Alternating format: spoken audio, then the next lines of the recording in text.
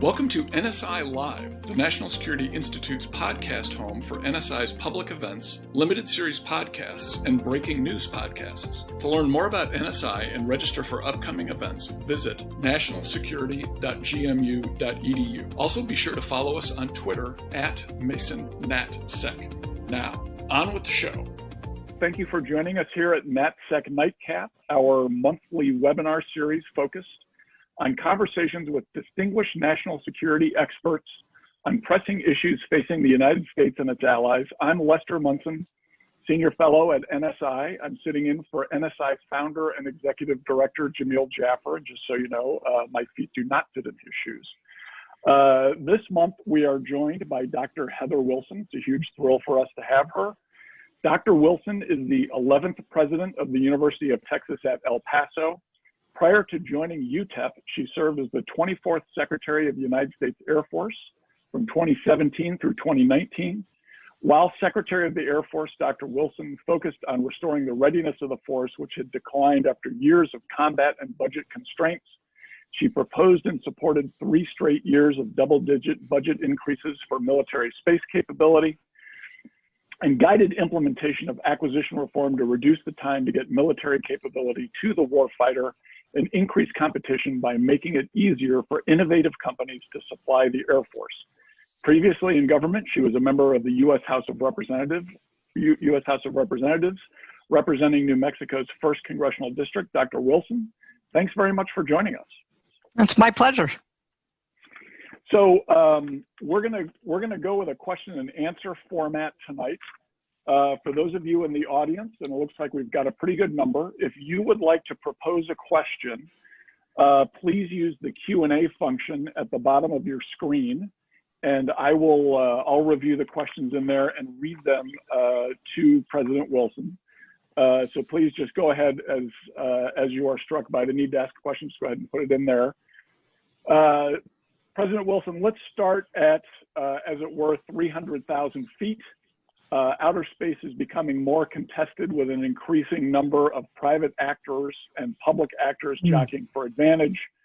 I'm thinking of there's a lot of American companies that are going into space. Other countries are finding it easier to get there. Of course, the U.S. has always had a dominant role there. What do you see as the nature of the threat in space, and how do you think we should be going about combating it?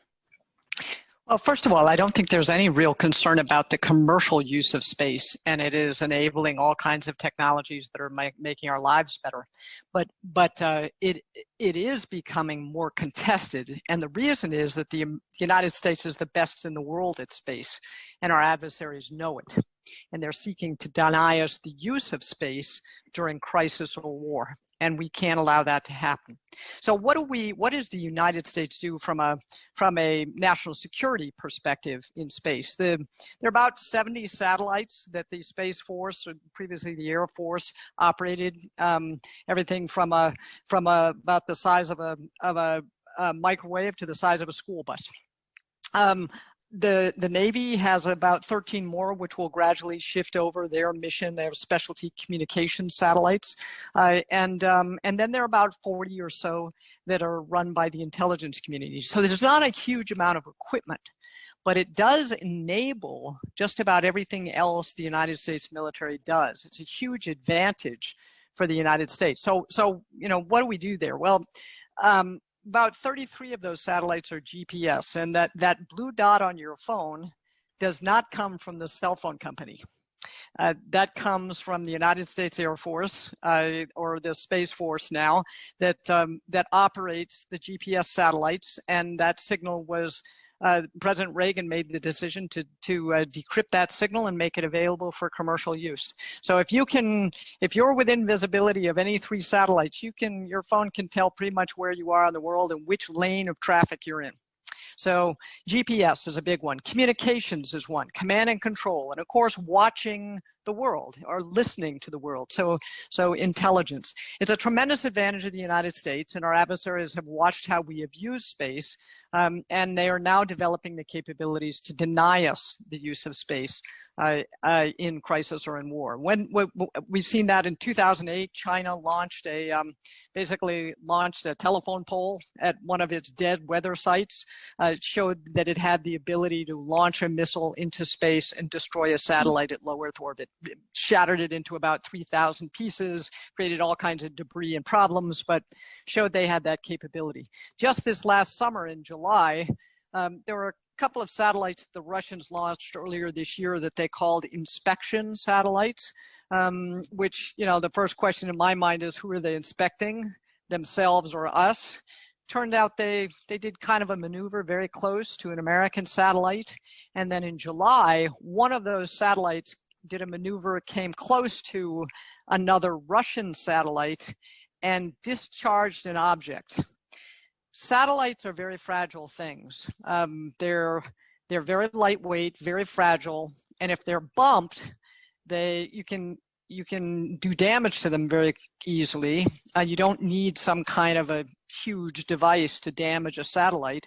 And if they're bumped, they tend to, fold up and phone home. So they demonstrated the ability to have a satellite come up to another satellite and potentially damage it. That was a very significant thing and publicly disclosed by the United States. So the threat is quite real.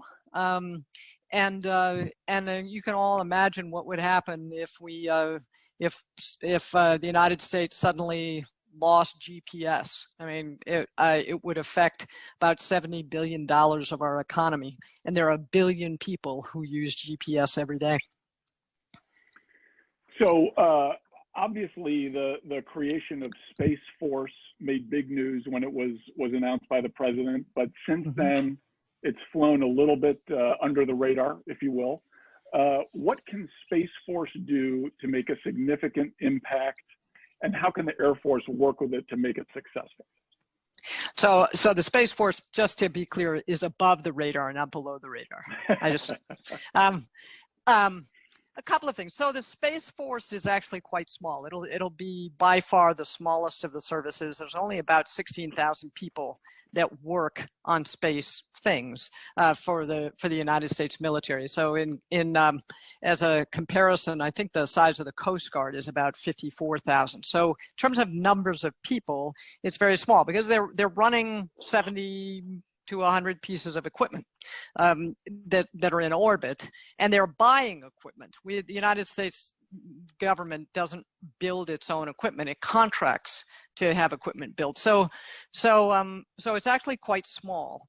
I think the most important things that can be done right now is first to create a warfighter focus on space.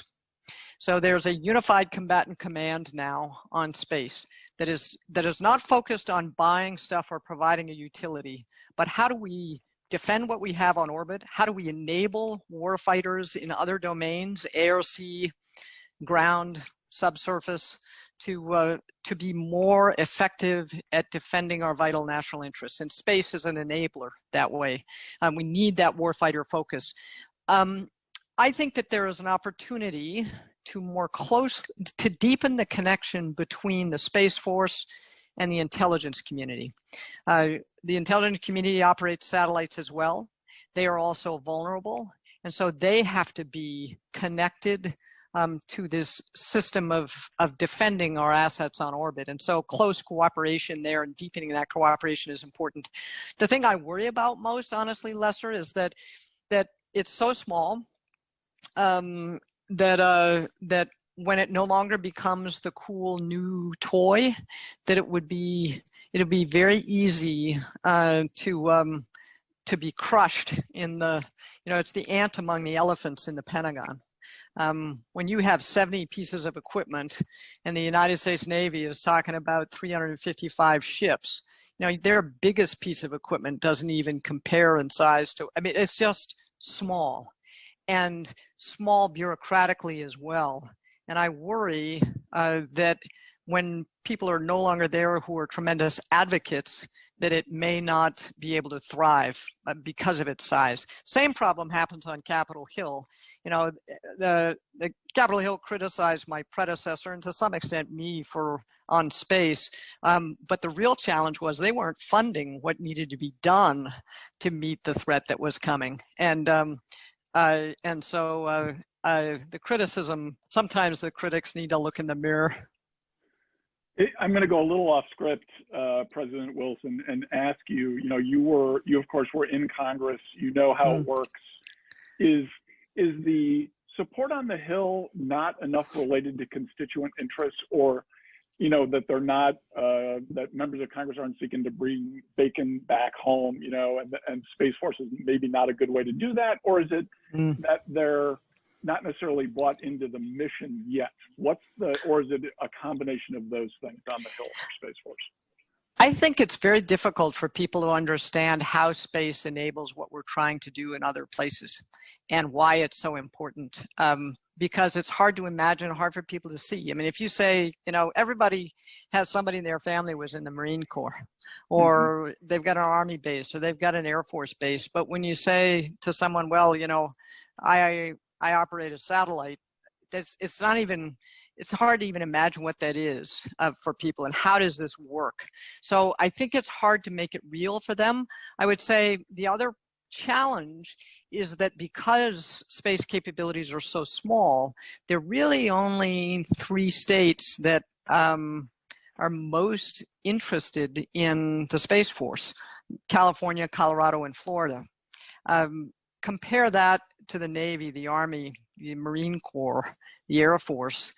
There's not a natural constituency and an advocacy. Look at how strong and powerful the shipbuilding industry is. Yep.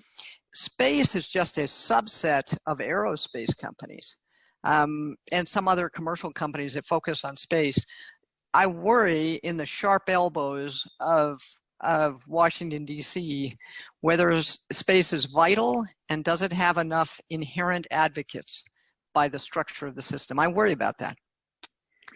I'm going to go to a question from the Q&A here, and I'm just going to point out up front, it appears to be from someone in the Navy. So this may be a hostile question. Okay, I'm ready. Pointing out that one of the next phases of our presence in space is going to be a permanent presence on the moon. Other countries seem to be pointed in this direction. I think China has a probe on the moon that's been operating for several years, but we're talking about a permanent structure for the U.S. there. How would that change the game in space? And are we in a good position to take advantage of that? First of all, the moon exploration and on the way to Mars is actually done by NASA in our government structure rather than by the Pentagon and the military services. But I do think that, you know, we're an exploring spacefaring nation and we should be there. The one thing that is interesting, China launched a satellite that went out beyond the normal high orbit. And the question becomes, all right, are we vulnerable not just from co-orbital satellites or from something that's launched from the Earth, but are they thinking about something coming back in, you know, so are they trying to get you behind you to knock you out, right? So I think there's a little bit of concern there on exactly what are they exploring. So that brings up another kind of interesting question. We talked earlier about how much private enterprise is now involved in exploring space. A lot of companies, Elon Musk maybe being the most, having the most notoriety, being involved in space exploration and our presence in space. How do you work out the math between the U.S. government and the military and the private sector when it comes to protecting assets of private companies in space? Is there a way to collaborate between the government and the private sector to have a coherent approach to this issue? Well, since the dawn of the satellite age, the United States Air Force, and now I assume they've shifted over to the Space Force, it's on its way to the Commerce Department eventually, but has kept track of all objects in orbit around the Earth that are larger than about a softball, and have done that, kept the catalog for the world. Interestingly, irrespective of other kinds of geopolitical things going on. So when we actually warned the Chinese about debris they created that may interfere with one of their satellites. It's just remarkable responsibility that the United States took on and continues to provide. There's just as a funny aside, after Elon Musk did the test, when we put the Tesla up in orbit with that, with the space guy in it, that actually was added into the database, and somebody screenshot it and sent it to me when I was Secretary of the Air Force. It, honest to goodness, gives the number of the object, and then it says Tesla, red after. It was just a hilarious approach to things. But with respect to commercial satellites, commercial communications is actually a tremendous, the government buys a lot of commercial communications and buys some other things for Earth observation. But those satellites are valuable to the United States government, but so is all kinds of satellite communication and entertainment near dish network. So there's a lot in space that's commercial. I would say that there are people who advocate using commercial space as a substitute for very expensive military space. And I will tell you that launching hundreds of cheap satellites a year into orbit for all missions fails in combat. It would be fine if it's an uncontested domain. But the whole point is we have to change the way we're looking at this because it will be contested. So you can say that my Subaru is a lot cheaper than a mine-resistant combat vehicle, but if somebody's shooting at me, I'd rather be in the mine-resistant vehicle. It's not going to survive. So there are things that you can use commercial industry for, but there are some missions that you cannot use it for. And the important thing is to think about which is which. So you wrote an op-ed. It appeared in the Wall Street Journal, I think yesterday, maybe the day before. Yeah, 2 days ago. Yeah, something like that. Yeah. Congratulations. And you talked about the electromagnetic spectrum owned by the Department of Defense, and you kind of talked about some options we may have to have greater utility from that spectrum. Can you talk about that issue and the Sure. point you were making in the op-ed? Well, one of the challenges that we have, and it's been discussed pretty widely, I guess, is that the whole telecommunications industry, the equipment industry, is no longer an American industry. And when it comes to 5G, very fast communications, the next generation of fast communications, the leading companies are Chinese companies. China has taken an interesting approach to the internet. When at the birth of the internet, they decided they were going to try to control what their people saw and what they could do on the internet, simultaneously try to dominate the industry from an equipment point of view.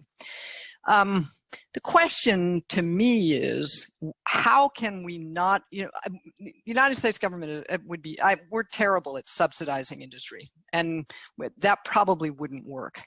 But is there a way to take what the government does have? The government controls the spectrum, and it has a pretty large chunk of national security spectrum that's set aside entirely for national security purposes. Government spectrum is actually underused on most days. It's vitally needed on America's worst day. So is there a way to go out to American innovators and say, okay, can you come up with a way technically to use this spectrum most of the time, but have radical preemption rights for national security at a moment's notice if needed? Because if you can then say, all right, we're going to do this for 5G and cause private sector investment to be able to share this very valuable spectrum. And so use American innovation and investment, which is what we're better at in the private sector, to beat the Chinese top-down, centrally controlled approach. And I think that that has potential. There's a proposal working its way through the bureaucracy in the Pentagon that looks at that, but it's not what they usually do, right? They're used to just licensing spectrum, auction it off, and protect what the military needs. Well, it's a limited resource. This is a scarce resource. How can you use it better to achieve the bigger national security objective of making sure China doesn't own the joints and sinews of the internet? So that was the idea, and I think they need to go forward with that. I think they need to accelerate that proposal and see what, go out there with a request for proposals or request for information and say, all right, what do you got? What's the technology that could really bring 5G American-made? And see what happens, see what they've got. Do you have a sense of any other granularity on what kinds of innovation that might unleash, and if we were able to have that kind of flexibility?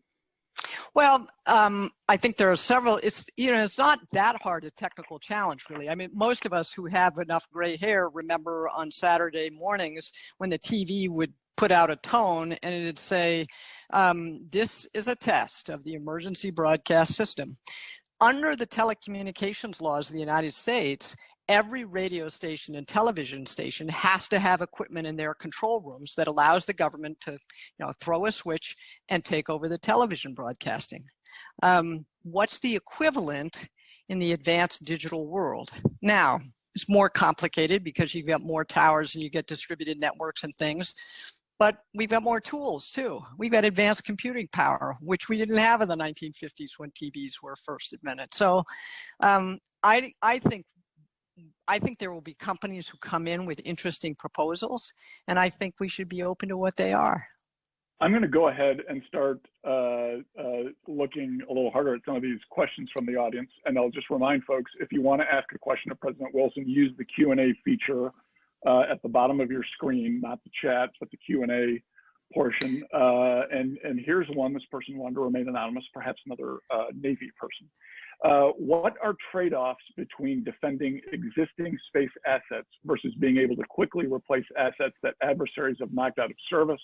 Which strategy or combination of strategies is the DoD pursuing, and what should it do? Interesting point on strategy, and thank you for bringing up strategy, because in the whole debate over the last couple of years leading up to the creation of the Space Force, there were two elements that I didn't think were highlighted enough. One was the underfunding of space in the previous 5 years, and that solves a lot of the problems. But the second is, what is our strategy for a contested domain? That requires some think time, and there hasn't been enough discussion of that. Let me give you a couple of thoughts. First, you need to be able, at least minimally, to protect and defend some of your most important assets on orbit. So there are a lot of different ways to think about that, and analogies, chaff and flares, being able to, duck, dodge, weave, and all of them have different trade-offs. So protect and defend is one avenue of a strategy. A second one is stopping an attack. So what we would call in the terrestrial realm counter force. In other words, okay, who's going to shoot at me? As soon as I see him raise his gun, I'm gonna knock it away. So how can you stop the attacker? There is this strategy of proliferation that says, let's put up 150 little satellites. They can only take down, a couple. Well, that works as long as the bullets are more expensive than the satellites, I suppose. And as long as you've got all kinds of duplicity and coverage, because if what I really need to do is just blow a small hole for a small number of minutes, replenishing that constellation doesn't solve your military problem, right? So if I need to, if the United States is staring at the Earth and they're staring at a particular, say, set of launch sites, and I just need a 10-minute window to get maneuverable hypersonic missiles off that launch site, I don't need to take down the whole constellation, right? So thinking that part through, I think, is important. But there are some things for which proliferation might be a good strategy. So thinking about those strategies, I think one of the most important thing is a single strategy is unlikely to be effective. So how do you create multiple dimensions of strategies that complicate the decision of an adversary and undermine their confidence that they'd be able to prevail? You know, maybe they have something that we don't know about. Maybe this isn't going to work, and cause them to back away from, cause deterrence to be effective. So I think there needs to be more written and more thought about on strategy in space and how space strategy connects into the overall strategy of the United States and the United States military. It has to be integrated. And that's probably the last point I'd make on that. You know, we did, the U.S. made a huge effort on nuclear weapons strategy during the Cold War, thinking about first use, about counterforce, proliferation, deterrence, all of those things. And, you know, thank God it largely worked, but it seems like looking back that the initial strategies were not necessarily the ones that we ended up with. How do you feel like this is going to evolve over time as we see events play out in space between the US and China and perhaps Russia? As also a very interesting question. In order for deterrence to work, you have to have a capability. You have to have intent. They have to be, and you have to telegraph what you will do and be able to back that up. So all of those things have been a little bit undermined in space by our reluctance to talk about any of it. And it's one of the reasons I was very pleased to see that Jay Raymond, the head of the Space Force, and the Space Force publicly released a statement in July about Russian on-orbital anti-satellite testing of a weapon. My guess is that that took some kind of, you know, permission from everybody to talk about that. Well, who are we hiding it from? The Russians know they did it. You know, let's be clear with people about what the threat is. We then are going to have to be very clear. You know, deterrence only works if people know what the consequence is, and if they're confident they'd have to bear that price. I think one of the things that does concern me about recent, you know, about the credibility of our deterrent, had to do with how the United States responded or didn't respond when a Global Hawk was shot down. So what is the difference between a Global Hawk and a satellite? Would we really respond?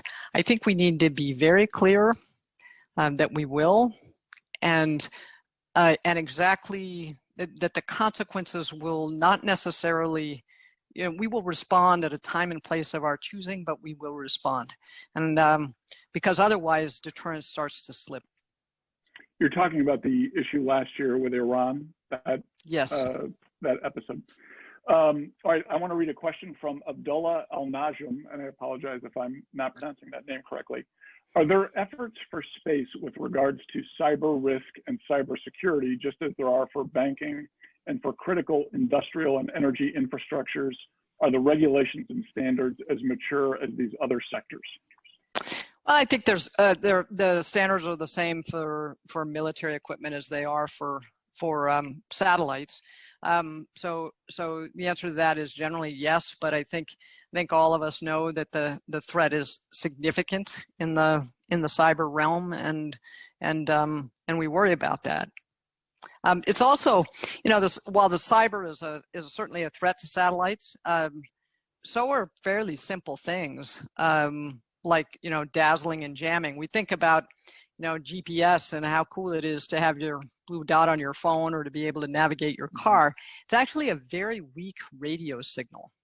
So it's not so you don't need to do much to jam it. It's a little bit like, you know, if somebody is practicing a flute and then their brother starts cranking the stereo in the next room with rock music, you can't hear the flute.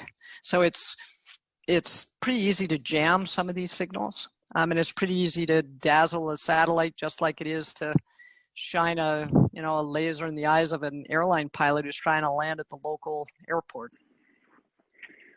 Aaron McCullough asks about mineral resources and how the U.S. is dependent on sourcing those from other countries on occasion. How is that implicated in space, our need for other countries to be involved in our mineral and manufacturing supply chains? I'm not a manufacturing engineer, but my guess is, given the nature of satellites, they're just as complex as your cell phone, and your cell phone is full of scarce minerals that are mostly imported. And there's been an effort to try to onshore some of those, particularly those, or develop technologies, mining technologies, to cost effectively mine rare earth minerals that are found only in large concentrations, particularly ones where we're dependent on ones where the supply is primarily from China. Some of those are bearing some fruit, but there was, I'm trying to think it was how long ago it was, but I think Japan did something or said something the Chinese didn't like, and they started having trouble with their supply chain of rare earth minerals. And that got everybody's attention. The United States doesn't want to be dependent on adversaries for things that are critical for our economy or our national security. This is a question from Teresa Hitchens. Shifting gears, do you see a major shift in the composition of the future Air Force aircraft force structure from piloted aircraft to drones anytime soon? Or do you think the long-standing service culture will continue to resist? Well, the number of squadrons of aircraft that are manned has declined significantly over the last 20 years, while the squadrons of unmanned aircraft have increased. So that transition has been going on. The question is really what is the mission, and what is the kind or piece of equipment that you need to accomplish that mission, and then how do you make all of these things work together as part of a campaign plan. So I think the Air Force has certainly made that adjustment, but it's not just the Air Force. All of the services are using different sizes and types and ranges of unmanned aerial vehicles, and so are our adversaries. I want to ask you about kind of grand strategy as the U.S. shifts from a global war on terror posture to great power competition. Mm-hmm. How do you see the role of the Air Force evolving into that? It's not really a new mission, but evolving into that mission over the next decade or so. And before you answer, I just want to remind the audience, if you want to ask a question, use the Q&A function at the bottom of your screen. Okay, President Wilson. With respect to the shift, if you look at, and you just, look at the nature of the threats in the world. If you look at the campaign plans for the Pacific, they are largely dependent on Navy, Air, and Space forces. If you look at the campaign plans for Europe and the Middle East, they are largely ground, air, and space forces. There's something common there, which is all of our campaign plans heavily depend on air and space forces. And the Air Force has actually been the force that's been, in my view, most overextended throughout the global war on terror as well. Because even when we were fighting ISIS in Syria, it was mostly indigenous forces supported by intelligence, exquisite intelligence, and American and allied air power. So the United States Air Force went to war over 29 years ago and never came home. It is heavily relied on and pretty overextended. So it's vital to everyone. And it's, one of the other things, even though it's in every operating plan, but it's interesting to look at the other services. And I didn't, before I worked in the Pentagon, I never really thought about these kind of things. But the other services have levels of readiness because there are some forces that will be there in, 30 days and some in 60 days. And it's, then you have to call up the reserves and those things. The Air Force doesn't have tiered readiness because we are the stopping force. We're the ones who have to be there immediately. So there's no 30 or 60 day call up kind of thing. So it is very high levels of readiness, globally available, moments notice, send a message. And the Navy sends messages as well, and where we send the fleet, but so does the presence of B-52 bombers escorted by F-22s and F-35s. So it's heavily used in every one of the war plans. And then you add on to that 2 legs of the strategic nuclear deterrent. Another question from our audience, William Thur, again, I hope I'm pronouncing that correctly, asking about COVID conditions, and now that you're seeing a lot of people not going into the office, they're working from home, the government's had to make some adjustments. I presume similar things are happening in the military, but as you've seen that and lived that in your current job and thought back to being a Secretary of the Air Force, have you thought about how that distributed network approach to, kind of workaday issues could impact, the next generation of war fighting or of defense posture for the United States? Do you have any thoughts on that kind of very broad topic?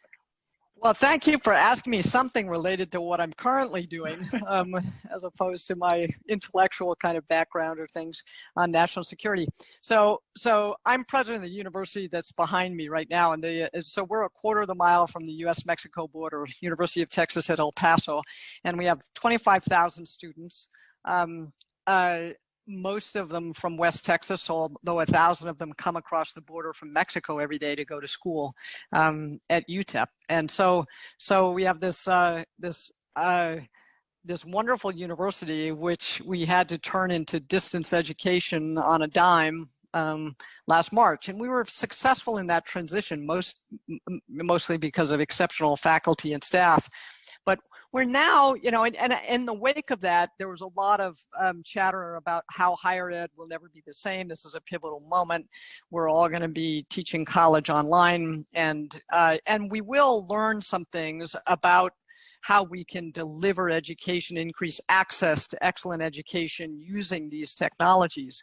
But we are also now at the point where we're learning that with greater granularity. People who think that's going to happen don't really understand how people learn, and that just two-dimensional learning or just isolated learning is not the most effective learning, and certainly not for every individual. So the question when we come back will be, how do we use the best of these technologies and combine them with group learning and community engaged education to solve complex problems, to accelerate learning, and to make the college experience even better. But it's not going to be as simple as some people have publicly described it.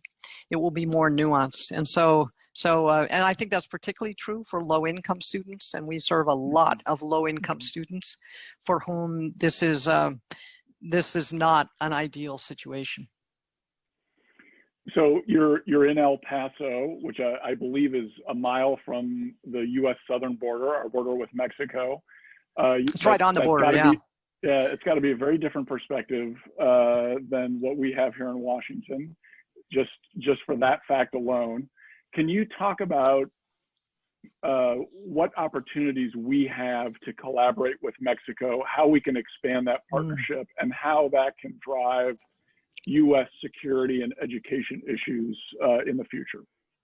So the U.S. and Mexico do about $600 billion worth of trade every year. The city that's behind me, we're right on the, so this is the fourth largest manufacturing area in North America, is El Paso Juarez. It's a community, it's a binational, bicultural community divided by a river. 5 bridges go across it. It's a fascinating international community, but on most of the manufacturing is on the other. On the Maquiladora, on the Mexico side of the border, but there's huge transportation networks through this region. And think about it, there are about 70,000 people who come across those bridges every day, about 2,400 container trucks or trains every day across those 5 bridges just in this city.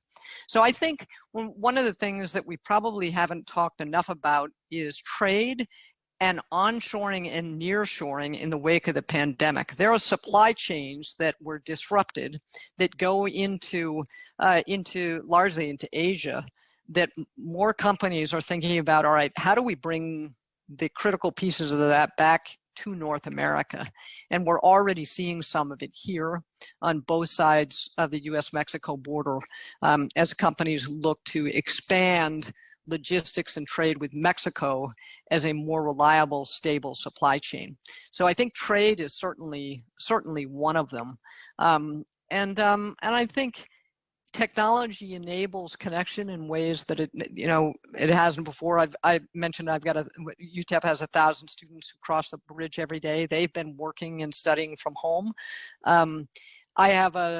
We have this, you'll notice the odd architecture here. It's actually architecture based on Bhutanese architecture, and there's a historical reason for that. But we have a large number of students here from Bhutan, the Himalayan kingdom of Bhutan.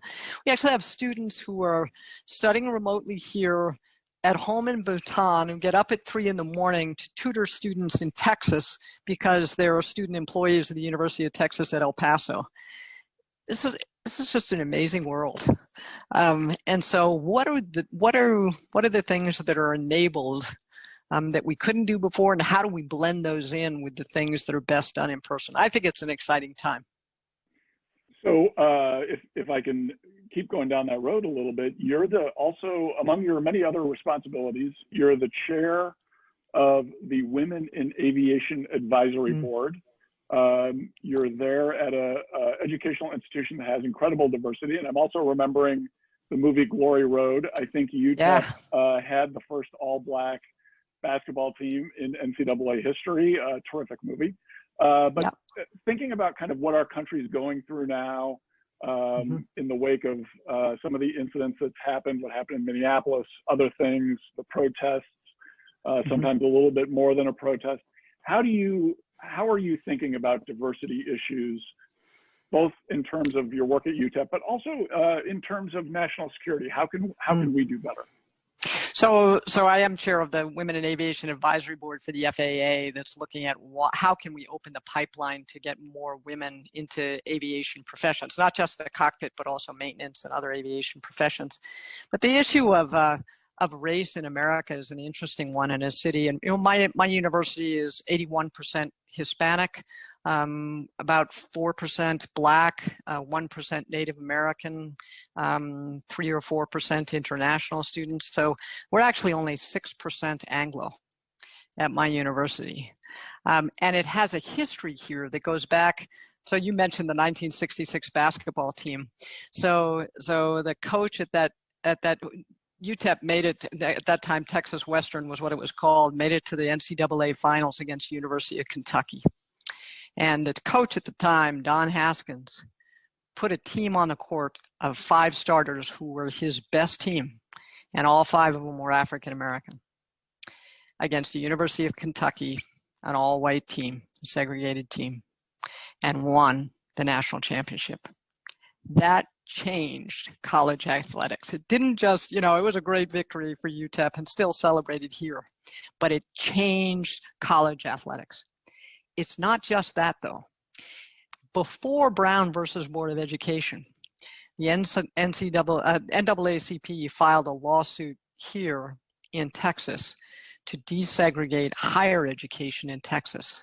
That case was an El Paso case. The leading lawyer was a local lawyer, but his backup was a guy named Thurgood Marshall.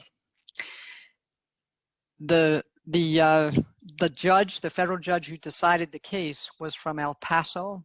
He had been a longtime legislator and community leader. And even though the UT system capitulated, and this was in 1957, I guess, when the case finally was decided, he decided the case even though the facts were no longer the same, and they said, yeah, we'll go ahead with integration, because he wanted it to be irreversible, and he declared segregated higher education to be unconstitutional. That was here at UTEP. So we have a heritage that we try to build upon, and a responsibility to lead. And I'm very proud of our students that they're our athletes as well as others are building off of that heritage, talking about Together We Commit, TWC, Texas Western College. And I've seen that at other places. I saw that at the Air Force Academy, where they're celebrating the Red Tails, the Tuskegee Airmen. So I think young people connect to their stories and their history, and then they rise to the challenges of a new generation. And I'm really proud of what I'm starting to see here from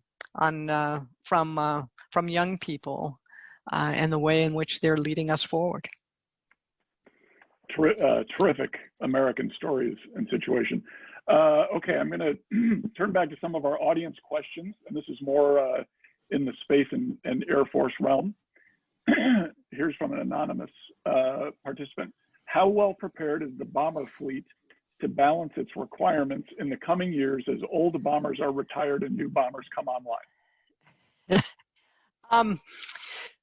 Gosh, you're taxing my memories and things here, but all right. So the B-21, as far as I know, is still on schedule. That'll be the United States' next bomber.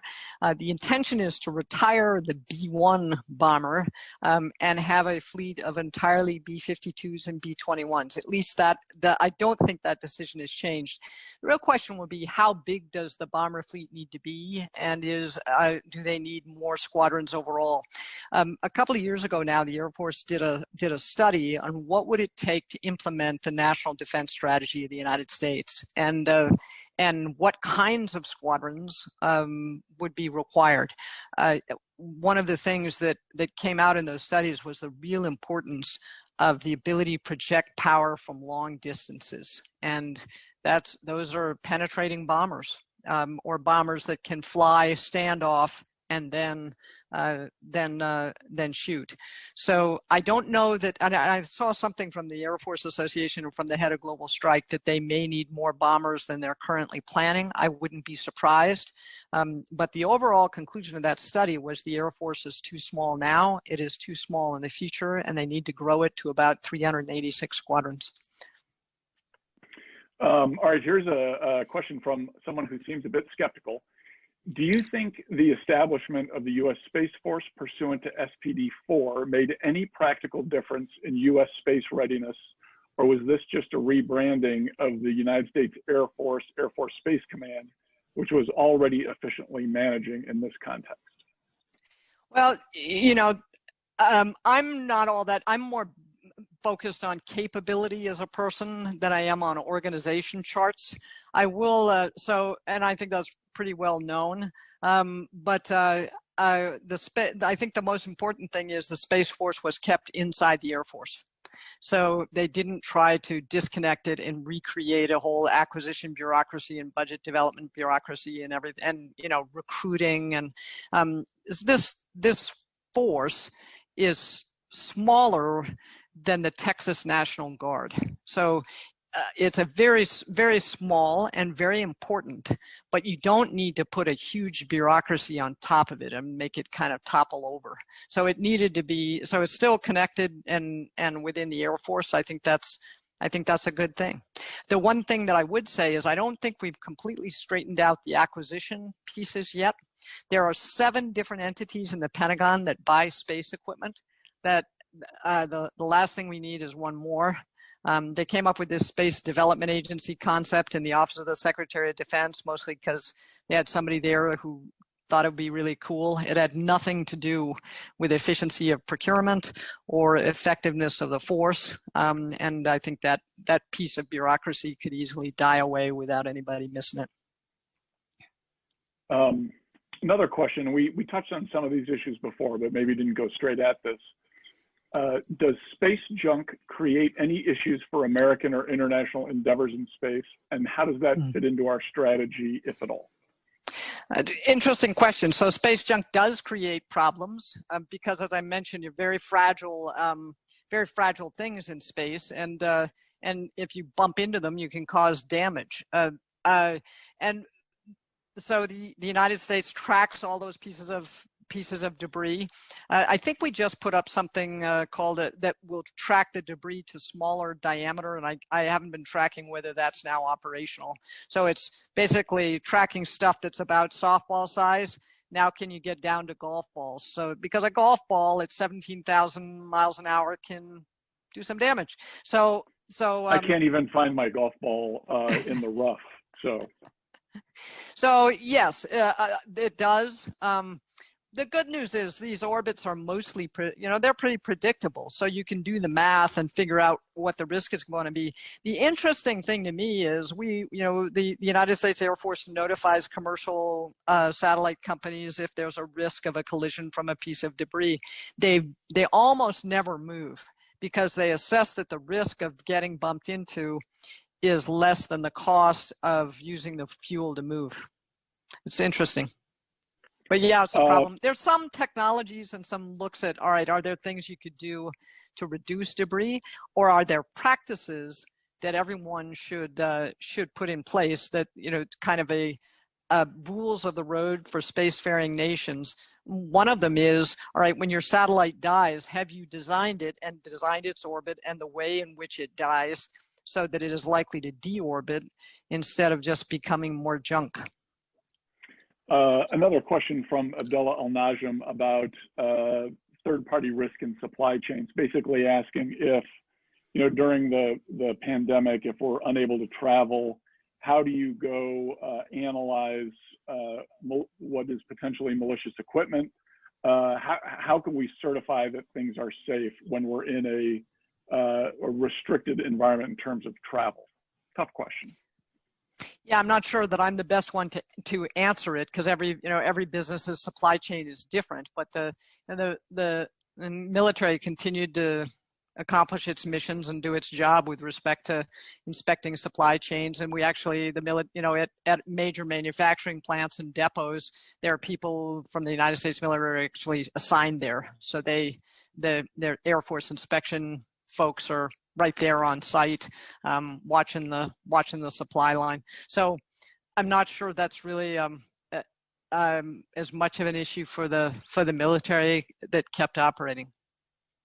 Let me ask you we don't have any more audience questions, so I think we're getting close to the end here. But I want to ask you a big picture question. As space becomes more and more important, and is clearly more than just the next frontier. We've got real commercial interest there. We've got real security interest there.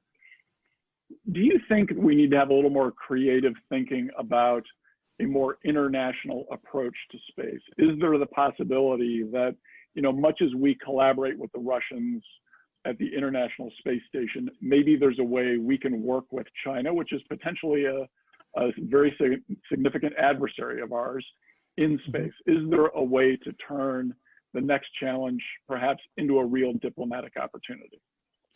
There are certainly ways that we cooperate and work with every governor around the world, consistent with our national interests, and we see it in research. But we have very close relationships with our allies in space, and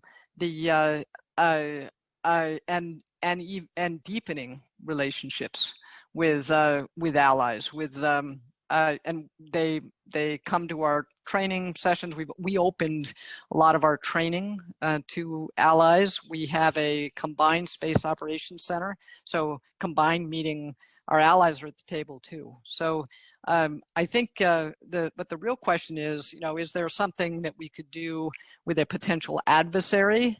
It's interesting.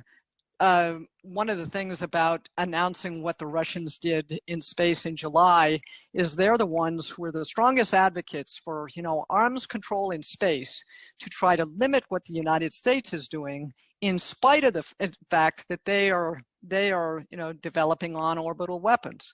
So some of these advocates for arms control in space, or can't we all be friends? Well, we need to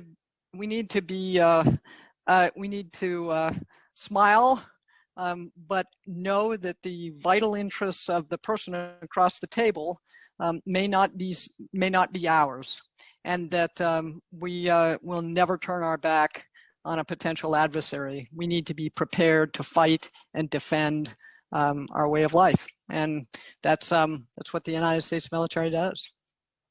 All right, I'm going to use my moderator's prerogative to say this will be the last question.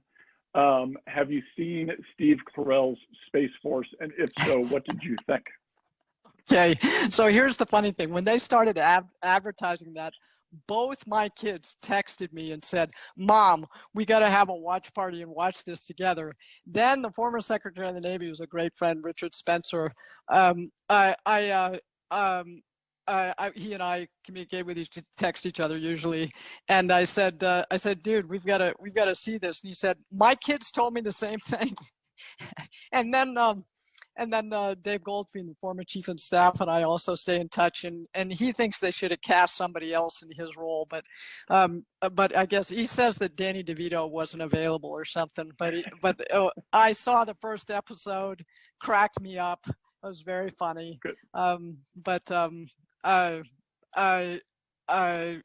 haven't seen anything other than the first one. Yeah, I saw the first one. I thought it was okay.